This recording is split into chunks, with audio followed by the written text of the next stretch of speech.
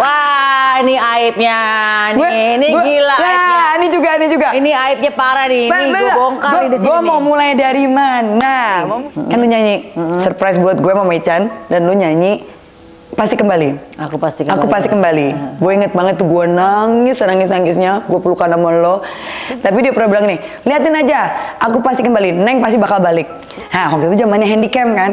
Gue kasih lah ke si ibu. Bu, ntar ya Neng gak tahu. Kalau Neng menang tolong handycamin. Handycamnya udah gue nyalain karena gue feeling. Mungkin ada feeling. Gue udah nyalain. Jatuh bun. Jadi selama gue speech, handycamnya nyorot ke lantai. Berapa lama lo kayak self blaming itu berapa lama? Lama bun. Setahun lebih. Marah sama diri sendiri, marah sama Tuhan. Mengenang ibu tuh terlalu sakit. Mbak udah lama ya nggak sholat. Ibu minta dia doain. Bun, Masya Allah, ya Allah.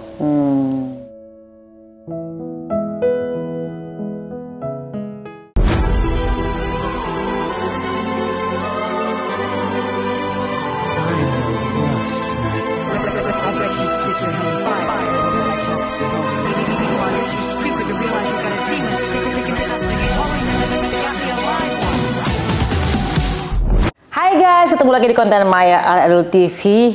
Dan bintang tamu kali ini adalah seorang artis multi talenta yang mengawali karir menjadi seorang dancer, penyiar radio, presenter, VJ MTV, penyanyi dan juga pemain film. Ini dia Shanty. Terima kasih Bunda. Gue diundang ke Al Dul TV. Maya Al TV. Maya Al Dul TV.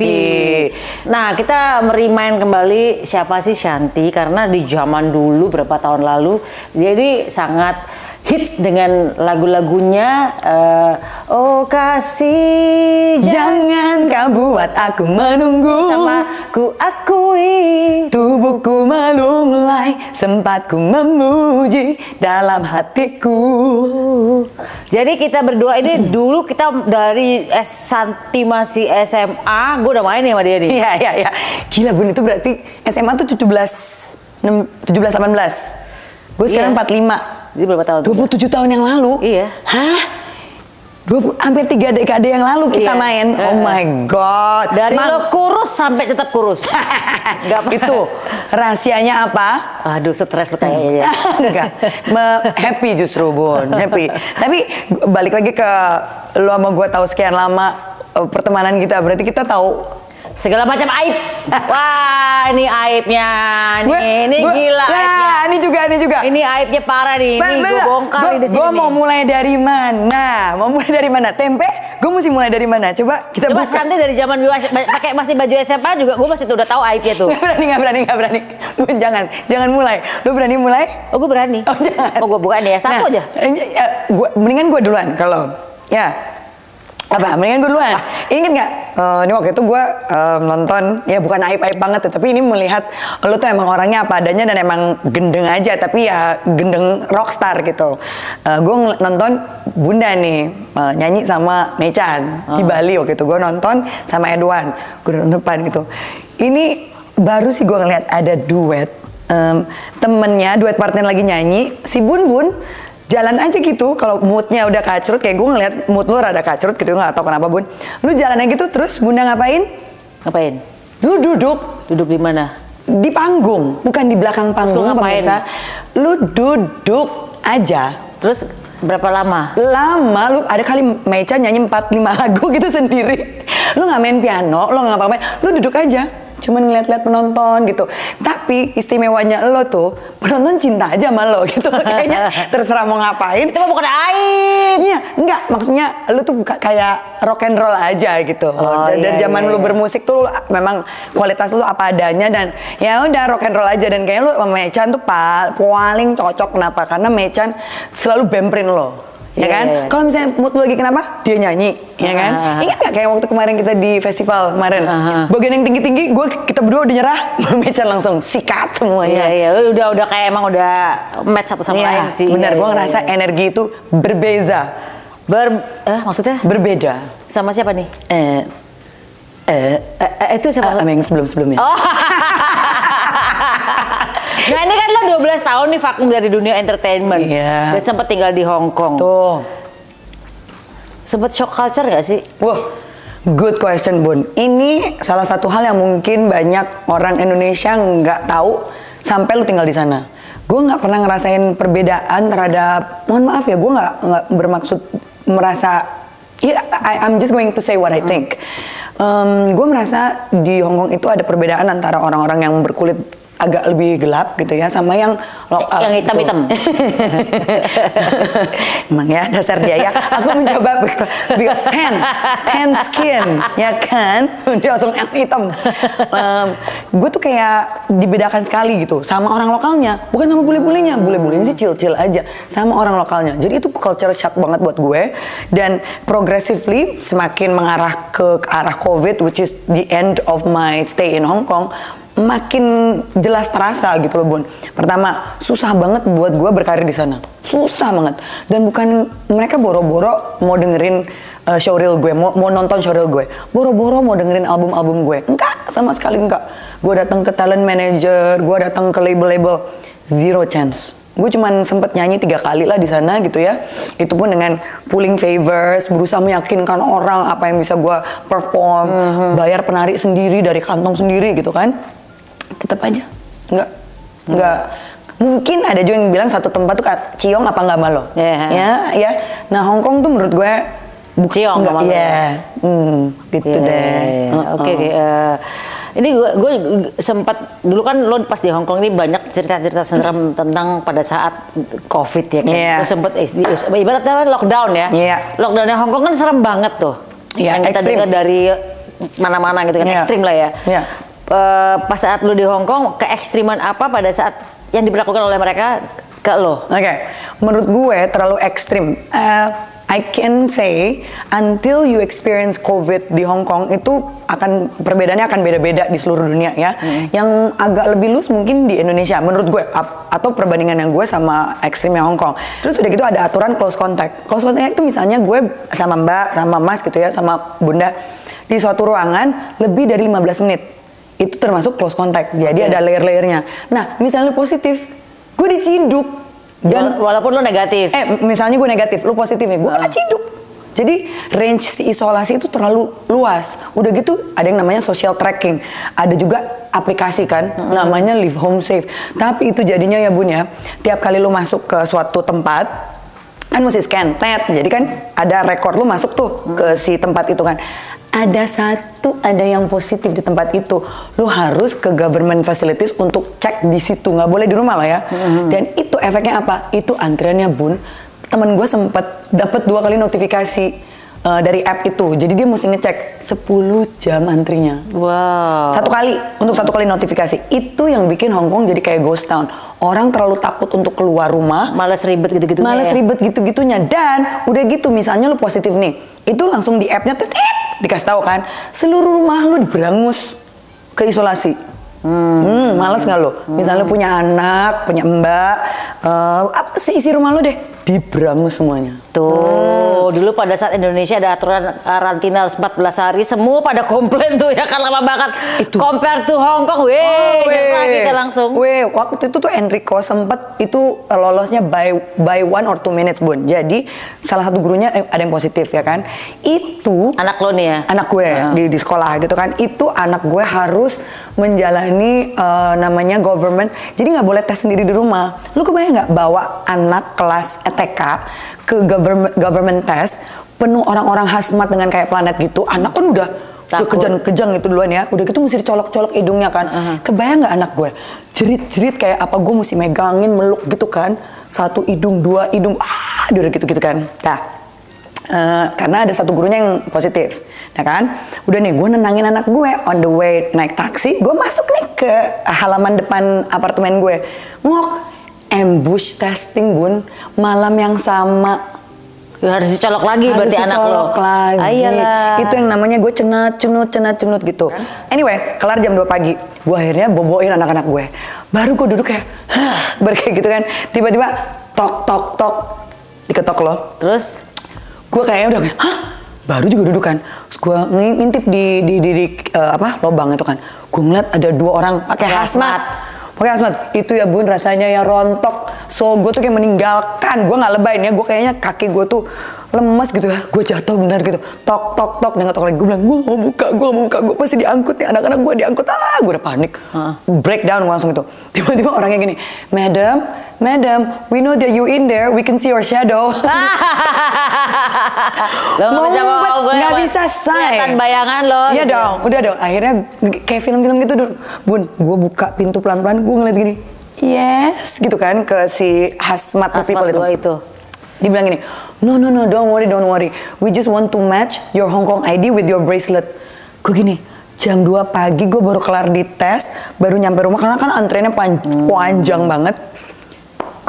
Mereka datengin 1 unit per unit buat matchingin Hong Kong ID sama bracelet supaya nggak ada yang kabur.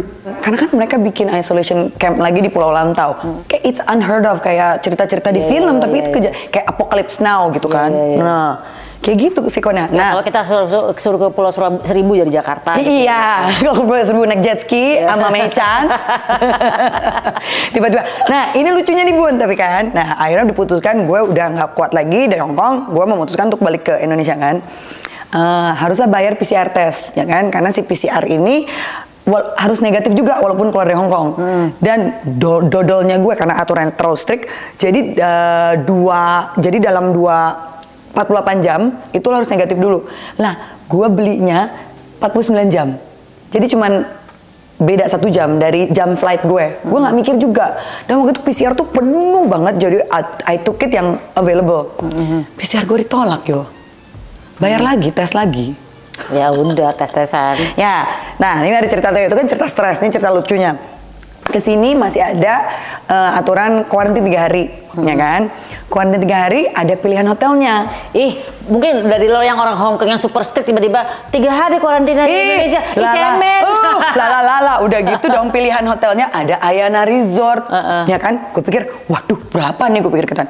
Memang kalau di IDR besar sekali ya. Kalau nggak salah waktu itu 3 malam tuh 25 juta all in gitu kan. 25 juta. Tapi Bun, kuarantin di Hong Kong itu 3 minggu itu bisa 200 juta.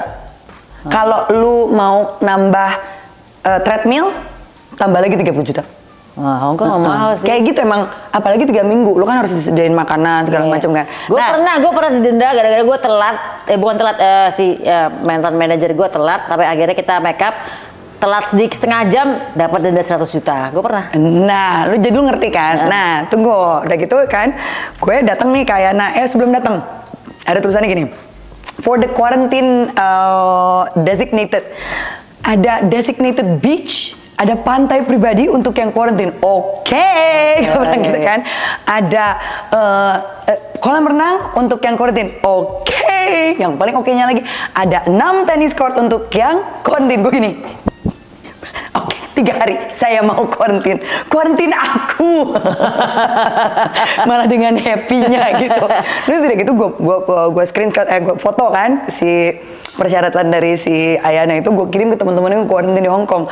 Mereka bilang what gitu. Enak banget di Indonesia ya. Waduh, ada kolam renangnya.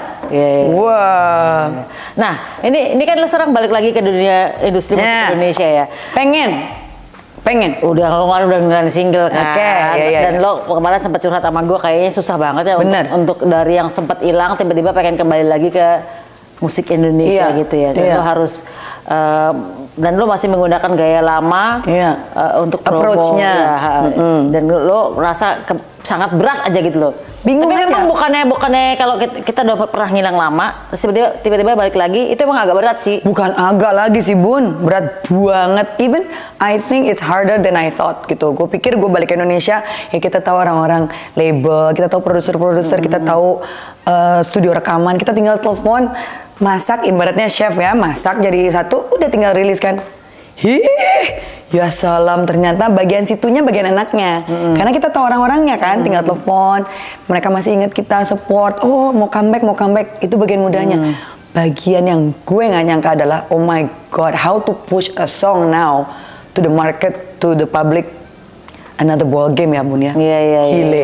Lu nggak datang lagi ke acara ke Biar BCA di Indosiar ya kan, nggak ada apa tuh sekarang kan SCTV media sosial apa. kekuatannya sudah. Itu kan gue tahun 2010, gue inget banget pas yang farewell gue di RCTI. Kan lu nyanyi surprise buat gue sama Maichan, dan lu nyanyi apaan Mbak tadi lagunya? Pasti kembali. Aku pasti kembali. Aku pasti kembali. Gue inget banget tuh gue nangis-nangisnya, gue pelukan sama lo. Terus lu bilang gini, gue inget banget, makanya Bunda nih hold a special place in my heart, bukan peres karena dia masukin gue ke YouTube-nya. Tapi dia pernah bilang nih, liatin aja, aku pasti kembali, Neng pasti bakal balik. Lu pasti nggak inget lo ngomong gitu. Lu nggak inget ngomong gitu. Tapi itu gue lagi nangis, lu ngomong gitu di mic. Itu yang namanya gue, oke, enggak deh, duar. Terjadi. Deng, 12 tahun kemudian. Anda cenayang ya Mbak? Lagi sedikit. Memang kalau cenayang itu mesti agak gesrek emang. Kayak dia nih, pemirsa, gesreknya tuh pas menurut gue. Pas antara gesrek dan baik hati.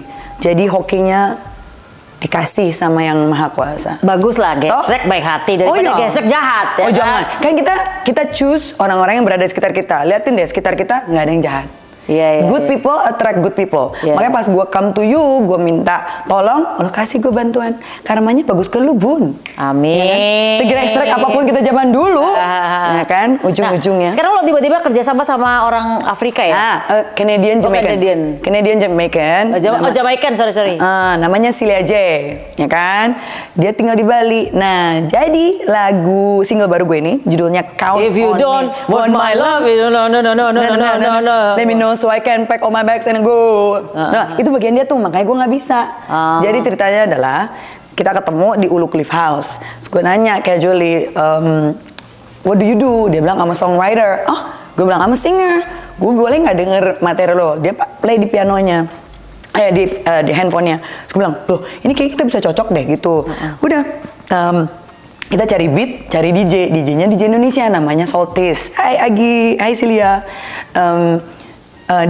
Dimasukin lah si lagu yang Celia wrote itu dengan Afrobeat sama piano si dari Soltis. Jadilah lagu ini Count on Me. Cause I've done this so many times gitu. Bagaimana menurut? Kalau menurut gue Bon, musik kolaborasi pasti lu juga pengen sesuatu yang fresh ya nggak sih? Yang bikin lu terangsang kembali untuk bermusik, ada sesuatu yang baru bukan? Ya sesuatu iya. Kalau enggak buat apa? Kalau ya buat gue udah masa lalu gue. Nah itu satu hal yang intrik buat gue karena gue tuh mengidolakan lo sebagai musisi lo Bon. Lu nulis lagu sendiri, lu main instrumen, lu produce, lu eksekutif produce, lu tuh one whole package. Makanya pas gue bilang gue curhat sama lo, gue mau balik ke dunia musik, terus pas lu bilang buat gue bermusik udah nggak seksi lagi, gue tuh kaget karena menurut gue out of female musician di Indonesia yang berhak untuk stay di industri tuh lu. Karena lu tuh can do it all gitu. Tinggal masuk ke ruang studio lo dengan gaya gendeng lo itu kan. Gue inget banget Bunda ini yang memproduksi lagu Gila, yaitu duet gue sama Dewi Sandra. Musik produsernya Bunda. Gue inget banget waktu Emang gue produsernya? Enggak. Oh lu bantuin? Lu minta tolong. Salah. Jadi kalau nggak salah sih lo berdua minta tolong. Iya, nggak jadi kemana-mana nih lagu kurang apanya kurang gitu nakal ya. dikit gitu loh. Kurang apanya gitu Bun ini ada yang kurang nih, iya nggak? Nggak lo dengerin terus berarti kayaknya kurang nakal dikit deh ini gini. Akhirnya, terus sekarang aja ya masuk gitu kan? Terus tiba-tiba lo bilang udah take gitu kan. Dan bagian yang tingginya itu kan lo sama Maichan. Iya. Ada suaranya di situ. Gue inget banget tuh. Bunda cuma ngambil headphone, gue nungguin di luar, cuman dapet tingginya tuh. Iya, secepat itu gue kerja. Iya, secepat itu. Udah, akhirnya bungkus. Gue sama Dewi happy. Jadi deh, Gila. Kau membuatku gila. Iya, zaman itu. Ku tergila-gila padamu. Ya Bun. Makanya tapi tolong jangan nyanyi dengan leher lagi ya. Nggak boleh. Makin rusak lehernya tuh. jangan sampai. Aduh. Oke, ini sekarang di tahun 2017 nih, bisa dibilang adalah tahun berduka buat Shanti karena nyokap meninggal dunia. 2016 atau 17? 2017. Nah 2 hari sebelum nyokap meninggal lo pulang ke Indonesia. Dipanggil pulang tepatnya. Dipanggil pulang sama nyokap. Baru udah jadi kritis apa gimana? Jadi gue udah bolak-balik tuh Bun gitu.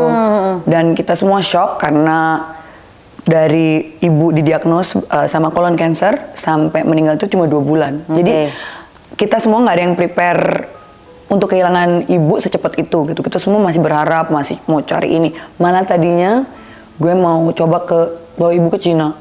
Tapi pada akhir hayatnya ibu sempat bilang, pokoknya Neng sama Deden, itu aku sama kakakku, harus janji ibu dibolehkan meninggal di rumah sendiri. Jangan bawa ibu kemana-mana lagi gitu.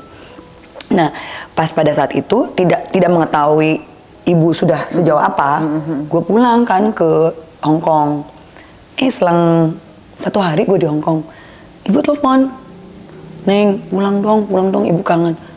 Padahal gue baru balik, dan yang nyuruh gue balik ke Hong Kong pun ibu. Kamu punya keluarga, kamu punya anak-anak, udah kesana, ibu nggak apa-apa kok, ibu nggak apa-apa.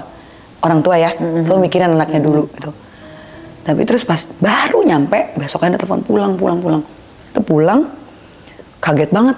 Dalam gue tinggal 1-2 hari, pun di Toryetut itu bener-bener nukik gitu, kaget. Langsung drop banget. Nah udah itu cuman gue inget, ibu make us promise, pokoknya no more hospital. Udah, dari situ itu. Udah, gue inget banget ya saat-saat terakhir tuh bingung gitu. Gue sama kakak gue ngeliat kalau orang lagi sakratul maut. Bukan sakrat. Mungkin ya kan kita nggak tahu itu sakratul maut pada saat lagi kesakitannya Bun gitu. Gue sama kakak gue tuh anak yang ambulans, nggak ngerti. Janji sama ibu. Morfin nggak pada saat sakit? Pakai morfin nggak? Kan cancer biasanya pakai morfin kan? Ibu menolak. Terus? Karena pernah dikasih morfin sekali, it made her so delusional. Dan ibu nggak suka. Jadi dia mendingan katanya mengingat saat-saat terakhirnya, jangan dibikin nggak ingat. Luar biasa ya. Beliau tuh luar biasa. Mendingan tahan sakitnya. Pokoknya jangan bikin gue delusional gitu. Akhirnya cuman painkiller kayak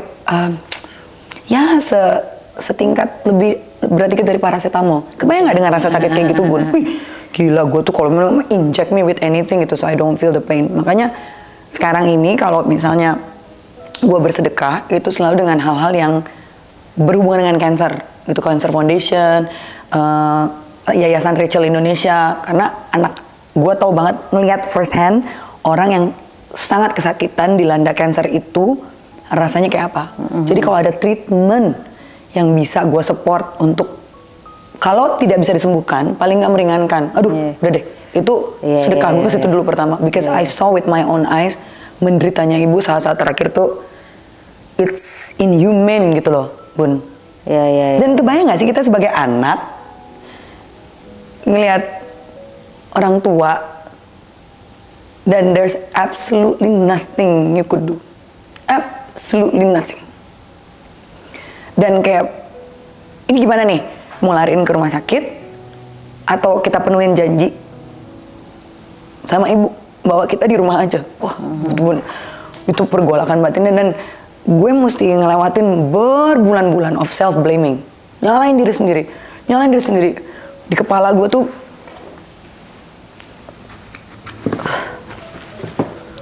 berapa lama lo kayak self blaming itu berapa lama? Lama, Bun. Setahun lebih. Marah sama diri sendiri, marah sama Tuhan juga. Gue bilang, ibu saya baik banget, kenapa diambilnya dengan cara gini gitu. Jadi banyak self blaming, banyak mikir, itu mesti dibawa ke rumah sakit nggak sih? How did we miss this gitu? Sempat mikir, ini kenapa bisa sampai langsung ketahuan stage 4? Kita di mana missnya? Kan sebagai anak kita, apa gue nggak ngurus orang tua gue? Apa di mana missnya? Tapi kan dia minta yang tidak dirawat di rumah sakit kan? Pada akhirnya 2 hari yang terakhir, Bun, kan sempat masuk rumah sakit 2 kali. Pas sempat potong ininya, ususnya sempat, tapi nggak sempat kemo. Makanya drop gitu. Tapi akhirnya kakak gue yang bilang, Neng, kebayang nggak lo, Neng, kalau ibu sakit bertahun-tahun? Kebayang nggak lo? Kita tuh udah mengabulkan apa yang ibu mau. Semuanya ngumpul di kamar ibu pada saat ibu meninggal. Emang pedih kita lihatnya, tapi itu yang ibu mau loh. Kita kasih apa yang ibu mau. Itu, Bun, rasanya, Bun. Waduh. Rasa guilty itu yang lama hilangnya, Bun. Setahun. Guilty dan marah. Dan marahnya bingung marah sama siapa gitu. Marah karena kehilangan orang tua tuh kayak kehilangan sayap ya. kayak kehilangan pegangan gitu. Lu runtuh, dunia lu tuh runtuh seketika. Orang yang lo pengen impress, orang yang pengen lu bikin bangga, orang yang segalanya buat lo tiba-tiba cup, gak ada. Dan gitu. lu tinggalnya di Hong Kong kan? Nah, gue tinggalnya di Hong Kong. Waduh, Bun, itu kayaknya goyah, segoyah-goyahnya. Mungkin yang bisa ngerasain, mungkin orang-orang yang udah pernah ngerasain ibu. Iya. Ibu lu masih ada, Bun? Mas, alhamdulillah hari ini dua-duanya ada. Itu pedihnya tuh sampai setiap tahun sebelum ibu, hari ulang tahun ibu kan 1 Februari. Itu setiap Ini tahun. setelah ditinggal nih? Setelah ditinggal. Gue nggak mau mengingat hari meninggalnya. I don't care. I don't want to remember the day she died. I want to remember the way she lived. Karena ibu tuh orangnya tuh walaupun keras sama gue, tapi keras juga karena gue Badung. Akhirnya ngaku sendiri aibnya ya. Tapi Badung-Badung ini juara di sekolah. Makanya ibu kadang-kadang suka bingung. Nih anak Badung tapi juara terus di sekolah. Jadi bingung mau marahinnya gimana gitu kan. Terus gue keseimbangan kehidupan. Iya. Ada Badung dan pinter. Satu hal ya Bun, waktu itu gue inget ibu tuh gue bawa setiap ulang tahun. Ini makanya kalau ngomongin soal ibu tuh loncat-loncat. Jadi waktu setiap ulang tahun tuh gue resah, gue gundah gitu. Nah, tiap tahun kayak gitu, padahal udah 7 tahun kan meninggalnya. Pas kemarin tuh gue manggil orang yang untuk ngereiki gue, gitu kan, gue untuk ketenangan batin gue kan. Aduh, itu Bun, itu gila banget sesi itu. Dia minta izin dulu, Mbak Trisya ngomong sama gue, Mbak boleh saya tap ke energinya ibu? Boleh Mbak. Terus ini reiki nih ya? Reiki. Terus pas selesai, sebentar cuma 20 menit kira-kira, dia bangunin aku, Mbak boleh buka matanya. Terus dia bilang, saya ngeliat bentuknya segi panjang kotak, tapi segi panjang warna biru. Awalnya gue nggak mikir itu apa sih mbak. Mungkin kalau di Muslim ini ya sajadah, dia bilang gitu, biru. Gue langsung muterin kasur, gue buka laci bawah, sejadah biru Bun. Itu sejadah ibu yang gue ambil dari rumahnya setelah ibu meninggal. Terus gue kaget-kagetnya karena Mbak Trisya bukan Islam, ya kan? Dan dia nggak kenal juga ibu. Gak kenal juga ibu gue, biru sejadah. Terus dia bilang ini, Mbak maaf ya, Mbak udah lama ya nggak sholat. Ibu minta dia doain. Buh, Bun, Masya Allah, ya Allah. Gila ya. Mungkin gue bukannya nggak sengaja nggak ngedoain Bun, bukan gitu. Mengenang ibu tuh terlalu sakit, nggak? Jadi mungkin alam bawah sadar gue memilih yang easy way out gitu. Tekan, ngerti nggak? Kayak orang tuh kalau diingatkan terhadap sesuatu nggak mau kan? Kayak dilupain, tapi sebenarnya nggak hilang. Sebenarnya ada terus di situ. Mungkin karena itu gue gundah. Karena sebenarnya memori itu ada, tapi gue tekan karena it's just too painful. Ya nggak? Gimana tuh caranya? Caranya dikeluarin, diomongin. Betul, tapi satu lagi Bun. Waktu itu biasanya orang yang bantuin gue rilis Reza Gunawan. Meninggal. Itu dunia gue kayak yang biasanya satu orang ini, Reza ini yang saat gue gundah, saat gue kehilangan, saat gue jatuh, itu Reza tuh kayak penopang pilar gue gitu. Dari mulai gue insomnia, dari mulai gue tuh dulu punya stage fright Bun. Kalau mau naik panggung gitu-gitu. Yang nyembuhin tuh Reza. Insomnia gue yang take care Reza sampai benar-benar ke akar-akarnya. Pas ibu meninggal, Reza meninggal. Itu kayaknya gue yang ini gue kemana lagi ya? Jadi dua-dua memori itu gue kubur dua-duanya. Gitu. Okay. Untungnya pelarian gue ada musik. Untungnya. Cuma satu itu Bun yang... Misalnya lo balik ke musik alasannya kan Enggak juga, tapi kayak waktu di Hong Kong ya Bun ya. If I trace back gitu. Satu tempat yang... Karena kan tadi gue ceritanya, gila 2 tahun terakhir di Hong Kong itu bener-bener I'm lucky to be able to get out of it, like nggak meletus gitu ya, Bo. Itu tuh pada saat gue belajar piano sambil nyanyi, Bun. Jadi keyboard putih gue waktu itu gue belum dikasih Yamaha, baby grand gue sebagai kado welcome back. di Hong Kong tuh di corner itu gue main piano dan akhirnya teman-teman gue ngasih gue kado. Waktu itu gue ulang tahun gue ke-41, gue dikasih voucher 5 kelas buat belajar sama guru piano yang bisa nyanyi. Dulunya gue nggak bisa main piano sama nyanyi, main-main aja nggak bisa nyanyi. Jadi akhirnya that save me, Bun. Tiap kali gue nggak bisa ngapa-ngapain, kan di Hong Kong semua ditutup, klub ditutup, gym ditutup, sampai polisi pun ke hiking trail, nggak ngerti mau ngapain. Sementara gue orangnya kan, teman-teman gue bilang Shrek geter, nggak bisa diem. Lu tiba-tiba pek gitu, nggak bisa ngapa-ngapain, senyo nggak, ya kan? My safe place itu di piano, di ujung deket jendela, gue main aja, gue cari chordnya, termasuk lagu lo. Aku pasti kembali itu. Termasuk lagu lo, itu gue cari. Semua lagu-lagu favorit gue. Gitu. Oke. Gitu. Si Bunda berhasil nih membuat gue. Gak heran kok, semua tamu kebanyakan nangis juga. Nih, gue yang soal Reiki dan ibu itu nggak banyak loh, Bun, share Allah. Dasar. Nah, lo kan deket banget sama nyokap. Sedekat apa sih? Kita tuh Tom and Jerry sebenarnya, Bun. Tom and Jerry gitu. Kejar-kejaran Nggak, gitu ya. maksudnya berantem baikan bawa berantem. cambuk. Wow. Ini nakal banget cucuk. Halo, ini gue mah bener-bener aja. Gue pernah ke disco nggak bilang ibu. Manjat atap. Buka, tapi pulangnya si ibu bukain pintu dengan pakai mukena, Masya Allah. Itu rasanya ya, sebagai anak tuh kayaknya maafkan aku, ya enggak. Terus tapi memang Joko bilang apa? suruh sholat. Juara nggak tuh nyokap gue? Iya. Juara. Abis itu nggak kapok. Nah, caranya jangan pulang malam, pulanglah pagi. Bukan, caranya Jam 6 ngomong. pagi. Caranya bilang ya dong. Nggak mungkin karena gue juga berasumsi bahwa gue akan dilarang, ya nggak? Padahal sebenarnya kalau misalnya kita ngomong juga mungkin cuma ada batasan waktu aja kali, ya nggak? Cuman kan kita kan Tapi itulah, gue tuh Tom and Jerry sama ibu. Tapi gue inget banget nih, Bun. Salah satu album gue, alhamdulillah kan It Did Well. Gue tiba-tiba jadi nominasi AMI, Best Newcomer, Best New... yang awal-awal lah gitu. Gue inget gue bawa ibu ke AMI. Nah, waktu itu zamannya handycam kan. Gue kasih lah ke si ibu. Bu, ntar ya, Neng gak tahu. Kalau Neng menang, tolong handycamin. Handycam loh zaman dulu. Belum iCloud, say. Nggak ada yang namanya iCloud. Handycam, pakai kaset di dalamnya. Gue bilang, tolong ya, Bu.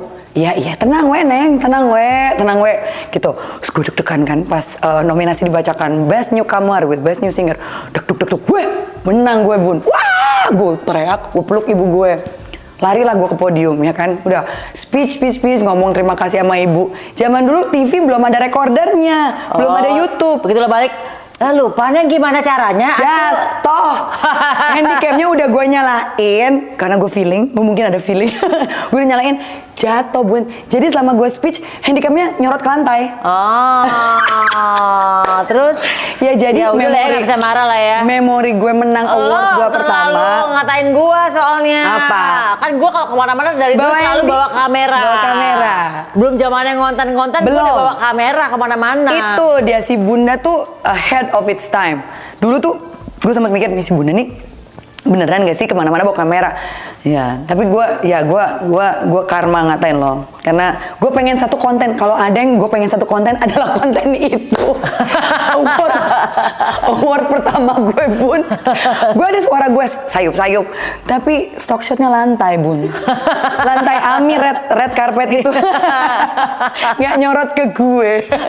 Dan kalau sekarang kan, siapa tinggal misalnya anak-anak yang sekarang gitu, tinggal type nama, jejak digital ada.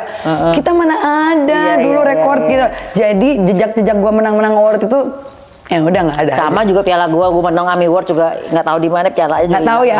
Padahal sekarang gue pengen ngeliat itu, kayaknya nggak mengenang kejadian itu sih, lucu banget. Terus udah gitu gue pas balik, Bu, lihat dong mana rekamannya, gue gitu kan. Setelah baru menang award pertama seumur hidup gue sebagai penyanyi, ya kan. Tiba-tiba gini, loh, di mananya? Di mananya? Terus gue langsung gini, Bu, tadi kan yang ngasih ke ibu sebelum naik menang. Nyanya, di mananya Neng ya? Di mana? Di bawah kursi, Bu. I love you, Mom. I miss you so much. Kangen banget. Tapi si ibu mah bodor. Gue sih ngeliat nyokapnya sih orang yang kuat sih. Sangat kuat. Makanya. Sakit hati pun kuat. Banget. Wih, bukan lagi. Lagi. Ingat nggak? Pokoknya gue tuh, makanya gue kagum sama wanita perkasa.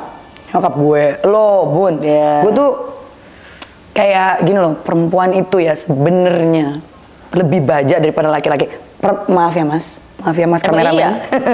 Tapi imagine kita mesti hamil ngelahirin itu rasanya. Lu menstruasi hari pertama, hormon, lu nyusuin lah, belum, aduh, gendongnya setengah mampu. Waduh. Gue pernah tuh lagi hiking tuh, Enrico ngambek berat bun, gak mau jalan lagi, gila. Dan kalau hiking di Hong Kong itu, kalau lu di tengah trail lu nggak bisa balik lagi. Maksudnya nggak ada jalan potong, terusin. Gue gendong tuh anak bun. Untung emaknya Superwoman. Pakai kancut. Gak mau pakai kancut. Gue gendong Enrico the whole trail. Jadi perempuan anak-anak itu lo berapa sekarang? 10 dan 12. Enrico 10, Juno 12. Bandel nggak? Alhamdulillah bun. Itu nggak ya. sebandel ibunya ya. Itu ya. Let's just put it this way. Kalau nanti mereka mau bandel-bandel, mereka mau nipu gue, nggak akan bisa. Ya bun? Nggak bisa. Nggak bisa. Udah nulis buku kita berdua ya. Udah. Cuma gini. Apa? Mau ngomong apa? Mau ngibul apa? Iya bener. Anak gue juga nggak bisa bohong sama gue. Nggak mungkin. Paling gue cuman iya. Nah, lo tahu lo bohong sama gue. Gitu. Iya kan? Palingan kita cuma iya. Nah, mau sampai mana nih bohong? Iya. Enggak, gue misalnya anak gue misalnya tiba-tiba ngapain gitu, pasti gue ya berpura-pura gak ngerti apa-apa. Habis itu gue bilang aja ke siapa saudara yang ngomongin tuh gue tahu gitu. Oh, gue belum nyampe situ bun. Tapi alhamdulillah through the changes dari Hong Kong ke Bali, anak-anak gue alhamdulillah excelling in school bun. Dan itu kebanggaan seorang ibu ya. Kalau lu mesti kuat dalam keadaan apapun, tapi anak-anak lo oke. Wah, ya, itu rasanya ya. Mana medali? Kenapa lo pilih tinggal di Bali? Dari dulu gue pengen tinggal di Bali, bun. Dari dulu, I don't wanna live anywhere else. Dari dulu, dari zaman masih penyanyi, dari zaman masih VJ, gue selalu impian gue adalah satu saat gue tinggal di Bali. Nah itu dia, pemirsa, manifest your wish. Even if you have to wait a decade or 2 decades, kalau lu keep manifesting, it will come true. Gue percaya lo itu. Benar, itu kejadian juga sama gue. Iya kan? Aku tahu itu. Bunda, kejadiannya manifest. Apa aku tahu? Apa emang? Masmu. Ayo iya kan? Kita tapi gue nggak menuju pada satu orang ya. Gue hanya bilang pokoknya orangnya harus begini. Bun, lu yang ngajarin gue tahu itu. Kita tuh duduk di situ, lu ngajarin pokoknya bilang harus partikular, harus detail, harus ini, harus itu. Tapi lu nunggu 10 tahun, kan? Enggak sih, yang akhirnya nggak terlalu selama itu. Yang on point detail itu mungkin setahun sebelum gue ketemu Mas Irwan. Iya, tuh. Makanya manifest. Nothing is impossible. Dan yakin bahwa semesta mendengar, Allah mendengar ya. Dan keep doing it. Makanya ini kayaknya kalau gue mau balik ke dunia musik, mungkin kayaknya kalau misalnya orang lain ngeliatnya, aduh Shanti ngoyo banget sih. Enggak, ya mungkin gue FOMO ya. 12 tahun terakhir teman-teman berkarir. Padahal kalau kita ingat ya lagunya Shanti dulu tuh terkenal sekali zamannya ya, misalnya kayak oh kasih jangan kau buat aku menunggu. Apalagi satu lagi yang sama Marcel. Ku akui tubuhku melulai, sempatku memuji dalam hatiku. Ya itu, jadi kan sekarang lagi di tempat yang di klub-klub gitu pada mulai enak lagi lagu-lagu lama. Naik lagi 90s. Ya. Jadi gue mungkin ini adalah manifest gue, mungkin dikasih izin dengan bantuan lo, dengan bantuan teman-teman bahwa mungkin masih ada tempat buat Shanti, buat yang FOMO ini dan masih masalahnya gini loh bun, kan lu nanya sama gue kan, lu pengen ngetop Shan? Bukan itu, musik tuh memberikan gue suatu emang mulut gue kurang ajar, lu pengen ngetop? Dia tuh emang bukan bener-bener bunda gendeng.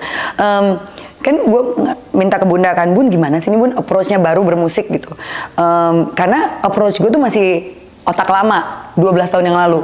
The music world has changed ya kan. Sekarang jadi konten digital segala macam. Gue belum nyampe di situ nih, ya kan. Terus dia dengan sana nih, lu pengen ngetop San?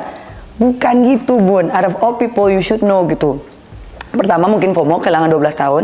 Kedua juga gue inget bahwa musik itu yang save me in whatever condition. Kalau gue lagi happy, bikin lagu happy, ya kan. Berharap tak berpisah, keluar tuh kan. Tapi kalau gue lagi sedih, keluar juga lagu-lagu sedih. Jadi outlet jiwa. Outlet jiwa. Kalau gue nggak punya itu, nggak tahu gue bertahan pada apa lagi bun. Ya harus ada bertahan pada Allah. Tapi secara outlet jiwa ya, itu yang mau gue. Jadi bukan karena pengen ngetop bun. Jangan bikin gue suruh bikin konten-konten neneng. Jalan joget-joget di mana? Lo siapa tahu lo ngamen tengah jalan. Trek, wakui, trek gitu ya. Bunmi konten.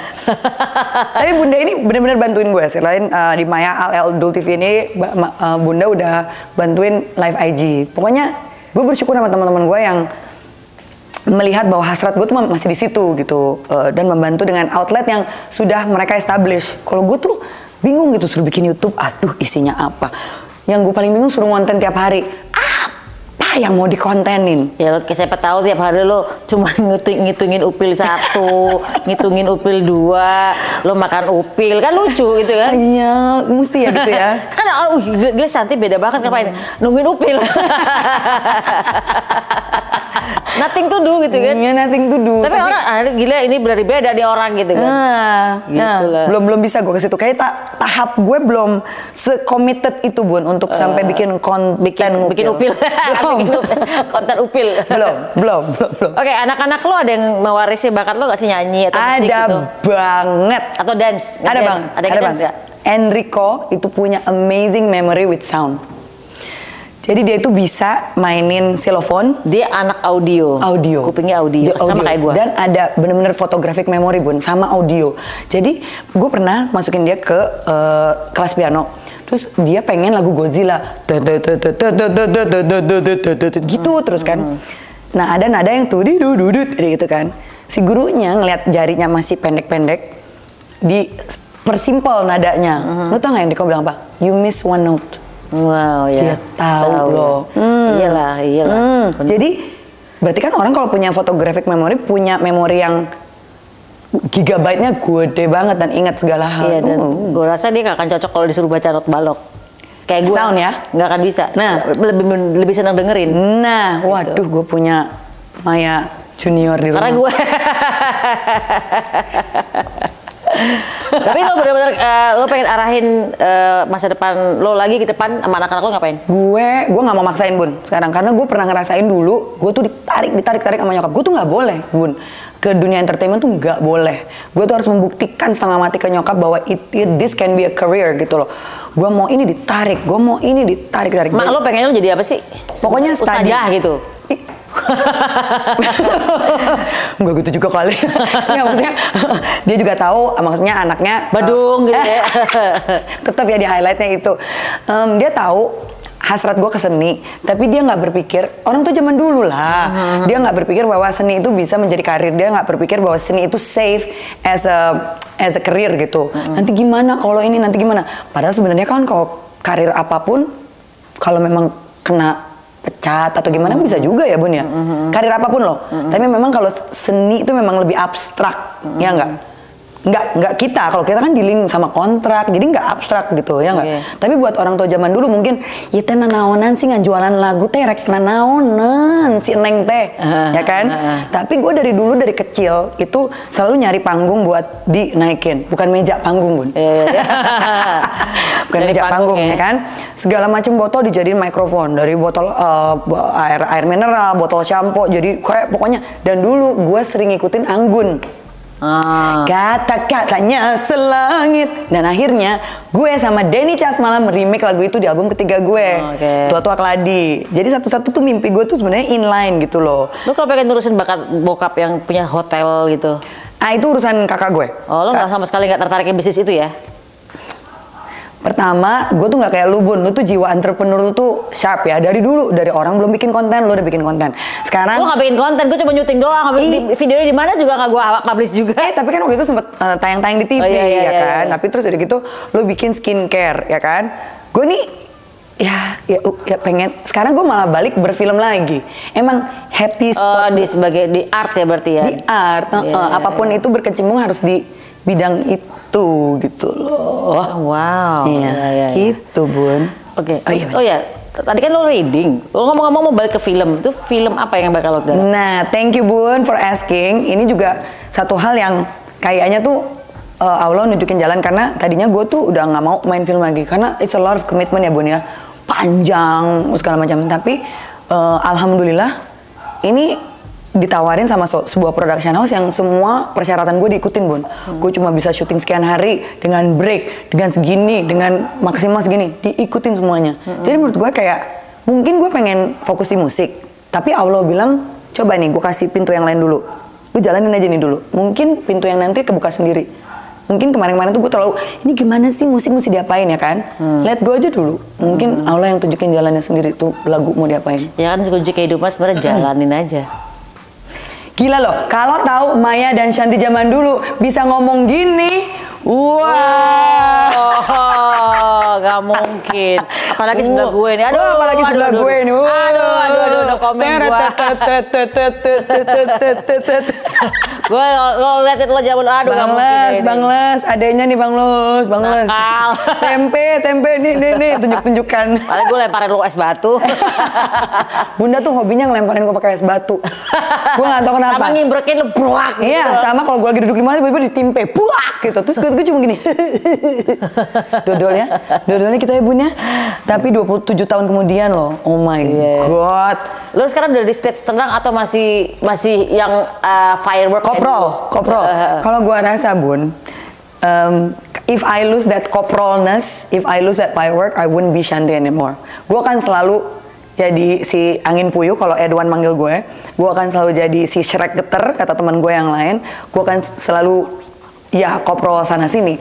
Tapi itu mungkin luarnya, dalam hati gue tuh sekarang udah jauh banget beda, sangat make peace dengan keadaan, sangat make peace dengan, jadi kayaknya udah deh nggak usah ngarep yang ngoyo-ngoyo gitu, udah deh ngatur istilahnya gitu.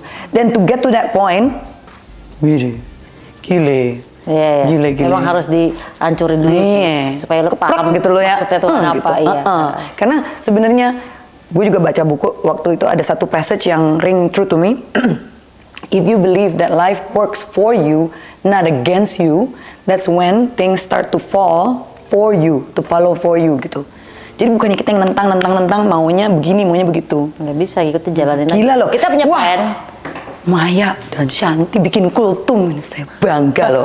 Saya bangga sekali loh. Kalau kita punya plan, kan emang kita jalanin. Tapi kalau tidak sesuai ekspektasi, ya udah kan berarti kan yang got to the rest. Maksudnya kita yang udah do the best kan. Gitu. Tapi kan kadang-kadang yang susah di avoid adalah rasa kecewanya, Bun.